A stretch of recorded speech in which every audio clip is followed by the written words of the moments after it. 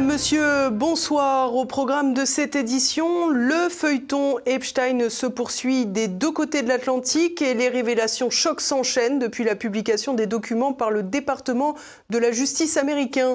Tandis que la maîtresse du milliardaire Ghislaine Maxwell exige une grâce de Donald Trump pour parler, les dirigeants français, eux, mettent toujours la poussière sous le tapis. Nous évoquerons ensuite la situation en Iran, toujours sous pression des États-Unis, alors que Benjamin Netanyahou rencontrera Donald Trump demain, mercredi, à Washington. Et puis nous reviendrons en France pour évoquer un phénomène de plus en plus répandu, le blanchiment d'argent de la drogue par des petits commerces.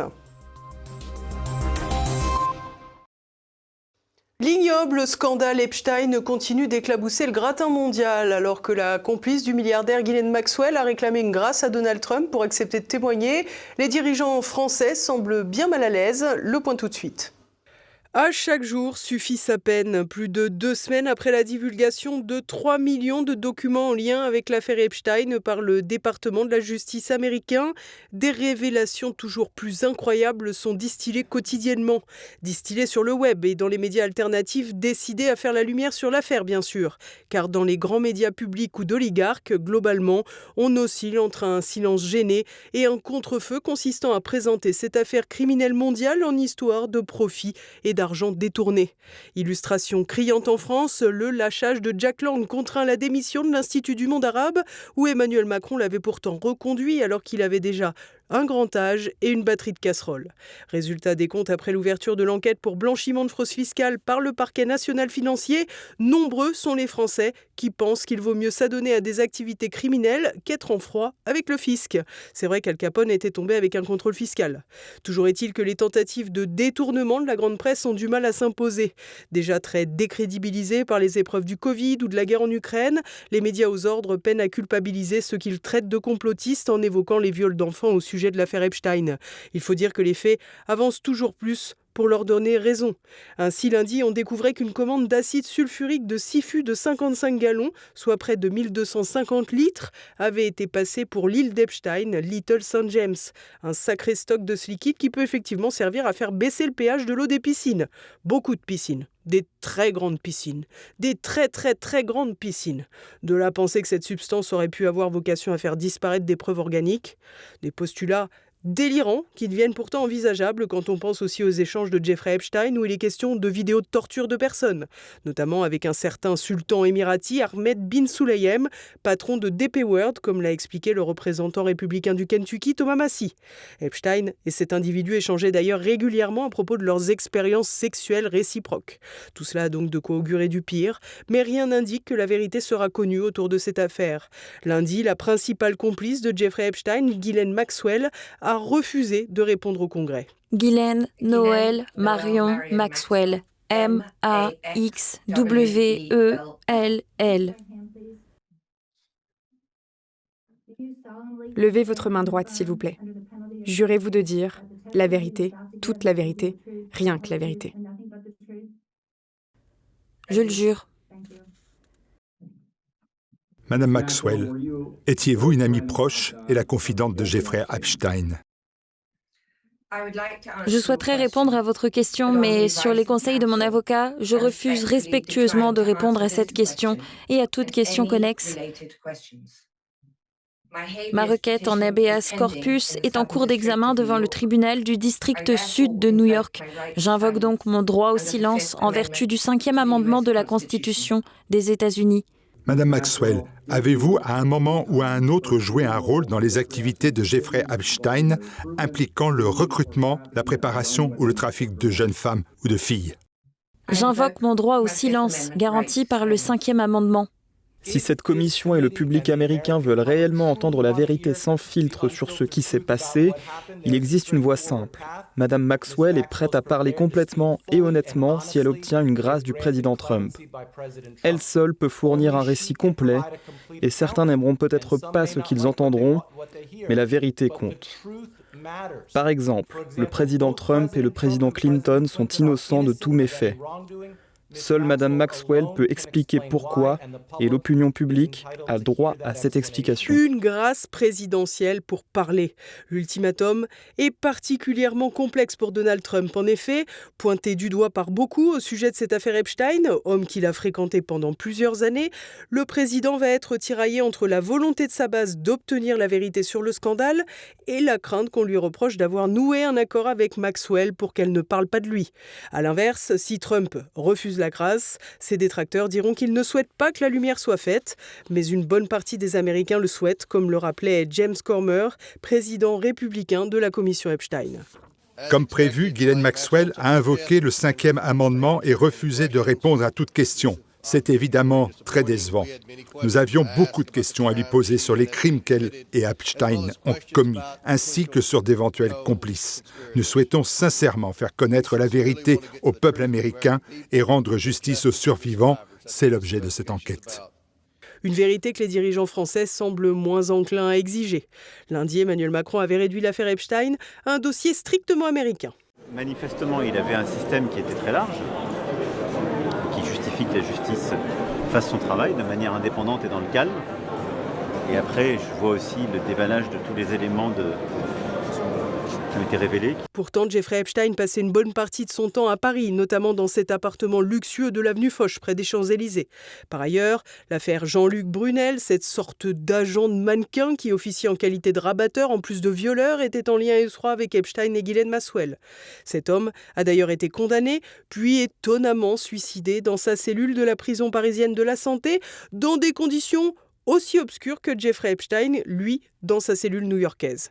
D'ailleurs, l'association Innocence en danger demande à présent la réouverture du dossier judiciaire Jean-Luc Brunel. Yael Braun-Pivet, présidente de l'Assemblée nationale, a quant à elle fait savoir qu'elle ne souhaitait pas l'ouverture d'une commission d'enquête parlementaire sur l'affaire Epstein, renvoyant ce rôle à la justice. Il faut avouer que les commissions d'enquête servent souvent à enterrer les dossiers quand la justice ne s'en charge pas elle-même.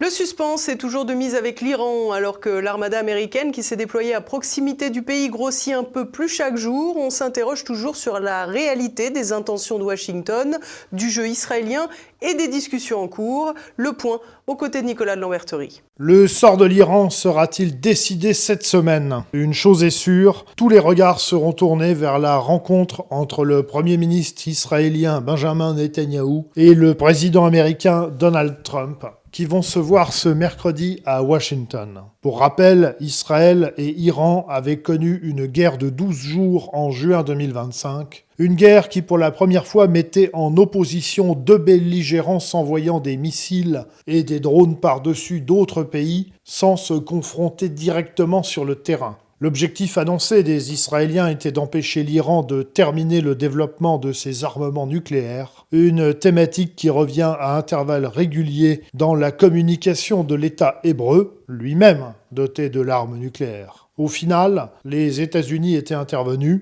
bien évidemment en faveur d'Israël, ce qui avait marqué un tournant symbolique de la deuxième présidence Trump, jusqu'alors marquée par le non-engagement extérieur. Les Américains avaient alors déclaré avoir détruit les sites d'enrichissement d'uranium de l'Iran. Le problème semblait donc réglé, jusqu'à ce que les manifestations fin décembre 2025 en Iran, en opposition aux mesures économiques du gouvernement, ne ramènent l'Iran au centre de l'attention internationale. Selon Morgan Lotz, spécialiste de l'Iran, même si le régime s'est montré solide, les difficultés internes sont réelles et la colère populaire légitime, le tout aggravé par les sanctions internationales, voire les ingérences extérieures. C'est une situation économique compliquée que connaît l'Iran depuis maintenant un an, avec notamment une hausse de la fiscalité et particulièrement de la TVA, qui a augmenté de 10 à 12% le 24 décembre dernier. Cette situation n'est pas prête de s'améliorer, les classes moyennes souffrant davantage de ces sanctions états-uniennes qui asphyxient l'économie, bien que l'Iran parvienne tant bien que mal à s'en sortir et à maintenir un minimum. Cependant, ces manifestations ont été marquées par la présence des bazaris, classe commerçante qui peut être comparée aux classes économiques françaises des artisans, des chefs d'entreprise comme les PME et les TPE, bref, en un mot, l'Iran qui se lève tôt. Ces classes moyennes vivent également dans l'angoisse de s'appauvrir. C'est un terreau fertile pour les services de renseignement étrangers pour recruter, notamment parmi les classes populaires et les classes pauvres. Nous avons déjà vu, lors de la guerre des 12 jours déclenchée le 13 juin dernier, que les agents du Mossad recrutaient notamment parmi les toxicomanes et les désœuvrés. La situation n'est pas prête de s'améliorer et s'avère même inquiétante. En témoigne cette annonce le mardi 13 janvier 2026 de Donald Trump qui annonçait des droits de douane de 25% sur les pays commerçants avec l'Iran. Le 15 janvier, Reuters annonce que l'Inde cessait d'exporter son riz vers l'Iran. Ce qui est inquiétant, c'est que le riz indien représente plus de 50% du riz présent sur le marché iranien. Il est intéressant de noter une attaque extérieure contre la monnaie iranienne qui a été menée par l'Union européenne le 9 janvier 2026. En effet, le cours de change entre l'euro et le rial s'est effondré en défaveur de la monnaie iranienne qui a perdu 97,5% de sa valeur. D'ailleurs, à ce titre, Scott Bassnett, secrétaire du Trésor états-unien, déclarait le 22 janvier dernier lors du forum de Davos que nous citons, « Les sanctions américaines ont délibérément dévalué la monnaie iranienne et c'est pourquoi les Iraniens sont descendus dans la rue. Il s'agissait d'attaques économiques, sans qu'un seul coup de feu n'ait été tiré. » Fin de citation.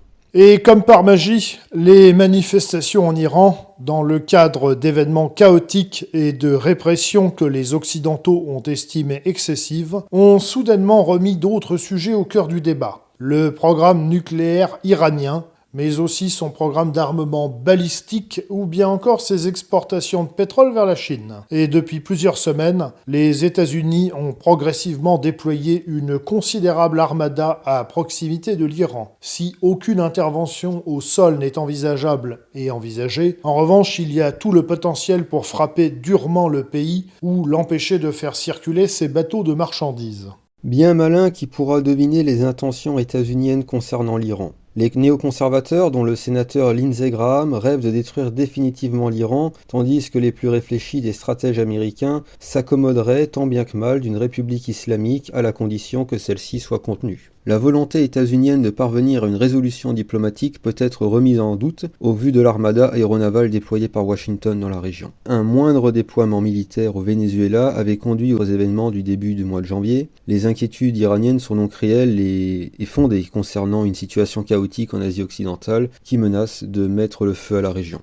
Donald Trump va même jusqu'à formuler des exigences totalement inacceptables pour l'Iran, que ce soit le sujet des capacités de défense iraniennes avec la question des missiles balistiques, ou bien encore les alliances régionales de Téhéran en Asie du Sud-Ouest. Les États-Unis sont allés jusqu'à vouloir interdire aux Iraniens le lancement de satellites de recherche dans l'espace, domaine dans lequel l'Iran excelle, en témoigne le lancement des satellites Tolu 3, Zafar 2 et Kawsar le 28 décembre dernier.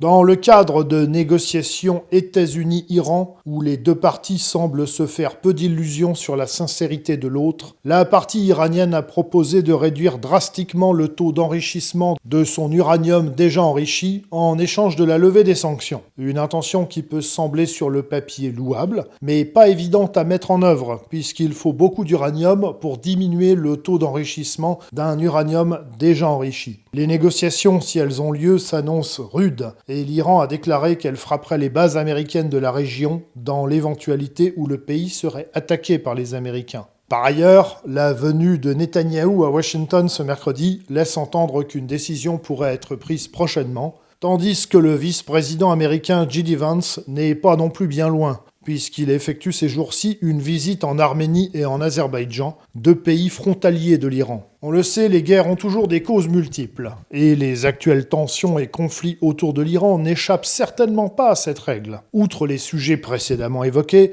les hypothèses les plus variables sont avancées, certains allant même jusqu'à penser que les événements en Iran auraient aussi pour but de divertir l'opinion publique américaine des problèmes économiques internes, en particulier l'inflation, voire de l'affaire Epstein. D'autres pensent que la cible réelle est la Chine, qui se fournit en pétrole brut auprès de l'Iran. Enfin, pour justifier la venue de l'imposante armada américaine, certains avancent même l'hypothèse qu'Américains et Iraniens pourraient trouver un accord, échanger quelques tirs de missiles pour le principe et en rester là. Une chose est certaine, selon les modalités technologiques du XXIe siècle, c'est-à-dire avant tout en présence d'armes nucléaires, qui rendent peu envisageables les confrontations les plus directes entre puissances nucléarisées, le monde est malgré tout entré dans une série de conflits où chacun tente de faire sa place dans l'ordre du monde à venir qui verra la puissance asiatique s'affirmer. Et comme souvent, les petites et grandes redistributions des cartes ne se font pas sans conflit sanglant.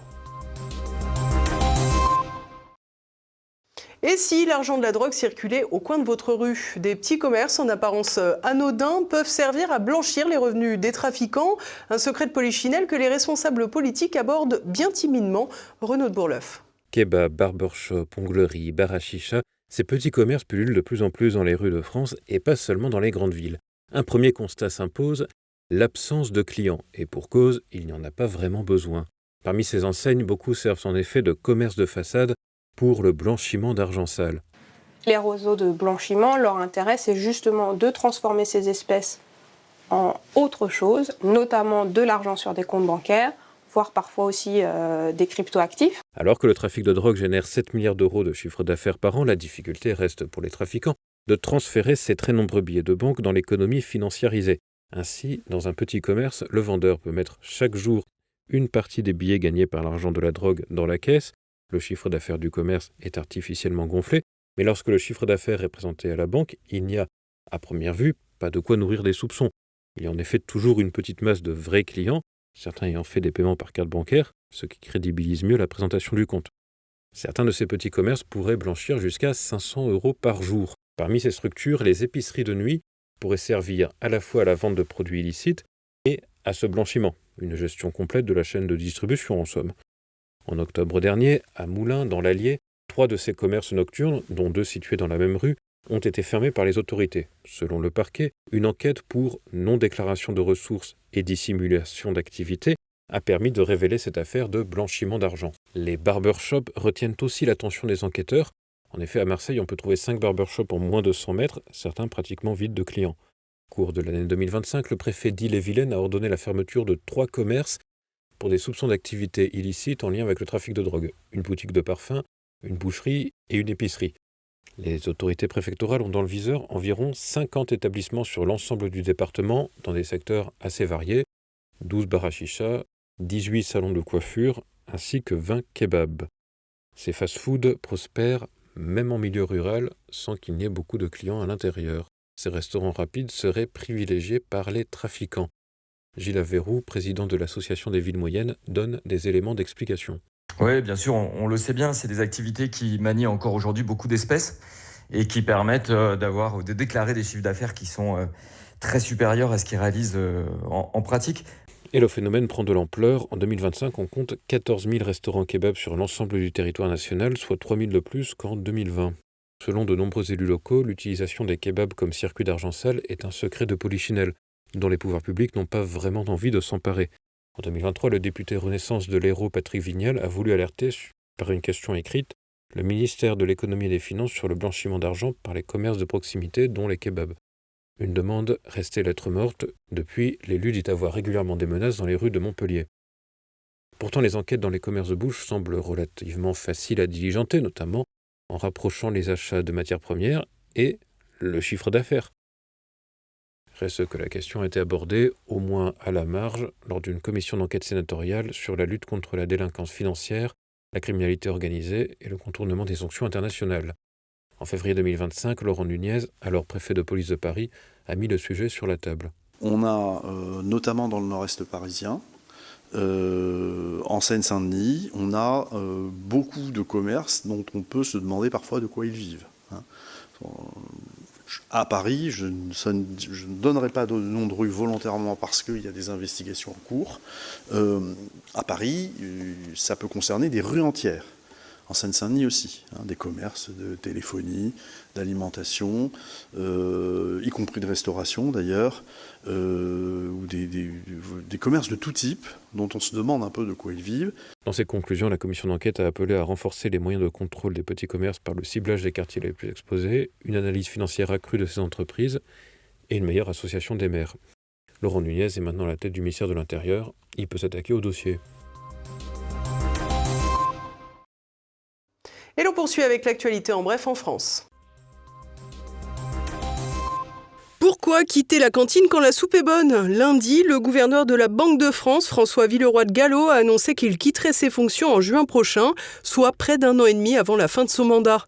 Après 11 ans à la tête de la Banque de France, le gouverneur a sidéré la place de Paris avec cette nouvelle bien difficile à interpréter. Certains considèrent que son départ permettra à Emmanuel Macron de nommer un nouveau gouverneur de la Banque de France qui officiera donc sous le prochain mandat présidentiel. D'autres estiment que l'image ressemble à celle des rats qui quittent le navire. François Villeroy de Galhau a précisé qu'il prendrait la tête des Apprentis d'Auteuil, une fondation engagée dans la protection de l'enfance, à la suite de Jean-Marc Sauvé.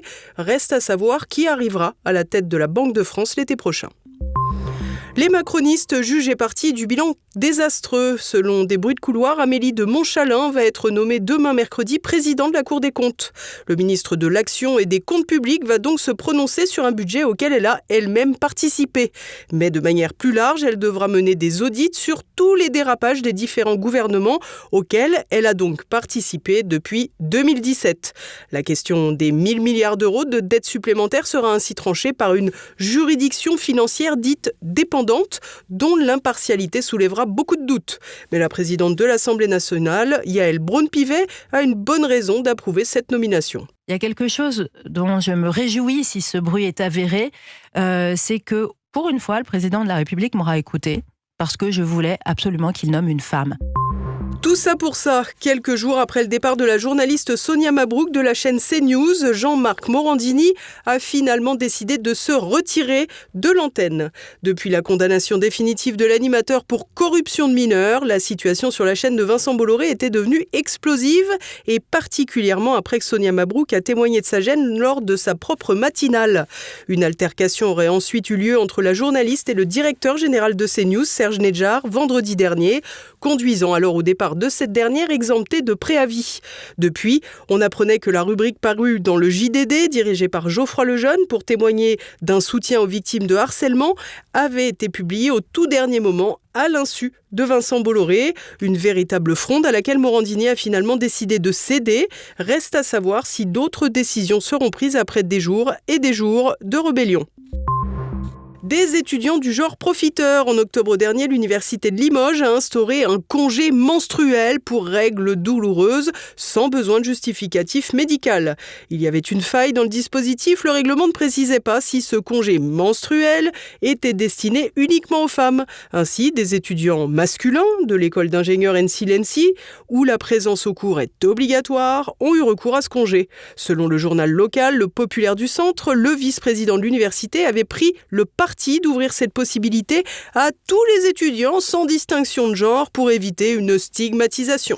L'université de Limoges a mis à jour son site sans ajouter le mot femme. Il est donc précisé que le congé menstruel est réservé aux personnes menstruées. On est bien avancé. À présent, l'actualité internationale. Un chemin encore long pour la paix. Selon Sergueï Lavrov, ministre des Affaires étrangères russe, les négociations sont encore très loin d'arriver à un accord satisfaisant pour établir la paix en Ukraine. De quoi saisir que les dernières discussions trilatérales entre Moscou, Washington et Kiev ont été aussi infécondes que prévu. Du côté de Paris, on franchit un nouveau cap puisqu'une lettre d'intention a été signée lundi pour le développement d'une production commune d'armement. Les lettres d'intention restent toutefois comme les promesses, elles engagent surtout ceux qui y croient. Giorgia Meloni s'active face à l'explosion insécuritaire. Après le passage à tabac d'un policier fin janvier lors d'une manifestation à Turin, la présidente du Conseil italien a fait adopter un décret-loi prévoyant des arrestations préventives et des mesures censées accroître la protection juridique des policiers. Depuis plusieurs mois, les manifestations pro-palestiniennes sont de plus en plus nombreuses et dégénèrent fréquemment en affrontements entre étrangers et policiers. Le gouvernement italien accuse la gauche de complicité vis-à-vis de la délinquance. Par ailleurs, un référendum est prévu en mars. Les Italiens doivent se prononcer sur la séparation des carrières de juges et de procureurs. Selon Giorgia Meloni, la magistrature a plusieurs fois fait obstacle à sa politique. L'Arménie reprend du poil de la bête sur la scène internationale. Lundi, à Erevan, le Premier ministre arménien Nikol Pachinian a signé un accord avec le vice-président des États-Unis, James David Vance. Leurs négociations portent à la fois sur le nucléaire civil et sur l'achat de drones américains. Le chef de gouvernement arménien a qualifié cette visite de réellement historique. En août dernier, l'Arménie a signé un accord de paix avec l'Azerbaïdjan après 30 ans de conflit. Par ailleurs, Erevan poursuit la reprise de relations diplomatiques avec la Turquie.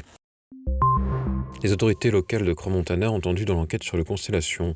Vendredi et lundi, les anciens et actuels responsables sécurité de la commune de Crans-Montana ont répondu aux questions des juges concernant l'incendie mortel du 31 décembre au bar Le Constellation. Ils ont reconnu un manquement dans les contrôles annuels alors que celui du Constellation n'avait plus été effectué depuis 5 ans. Ils ont invoqué un manque de moyens pour effectuer ces contrôles. Une information surprenante dans une commune huppée du Valais réputée pour sa forte fréquentation touristique. Et voilà, c'est déjà la fin de cette édition. Dès à présent, retrouvez Choc du Monde. Édouard Chano reçoit Maître Baki Manesh, représentant des Français d'Iran, pour évoquer les négociations entre Donald Trump et Téhéran autour du nucléaire iranien. Il est très difficile aujourd'hui de savoir l'ampleur de la répression qui a eu lieu, premièrement. Les chiffres que nous entendons, même les chiffres les plus bas, sont vertigineux. Et donne vraiment la nausée, comme je n'arrête pas de le dire et d'écrire. Ces chiffres sont, qu'ils soient officiels ou officieux à travers les réseaux d'opposants iraniens que nous entendons, sont, je dis encore une fois, assez incroyables. C'est l'une des répressions les plus dures jamais rencontrées, je pense, en tout cas au XXIe siècle, mais peut-être même fin du XXe siècle. Il y a une situation extrêmement tendue, toujours aujourd'hui en Iran. Le calme apparent est revenu, mais tous les échanges que nous avons avec les Iraniens d'Iran, surtout, qui ont vraiment connu pour beaucoup l'enfer, mais également avec leurs proches à l'étranger, que ce soit en Europe ou ailleurs, la situation est encore extrêmement tendue. Et c'est à présent le moment de se quitter. Merci à tous pour votre fidélité. On se retrouve demain, même lieu, même heure. En attendant, portez-vous bien. Bonsoir.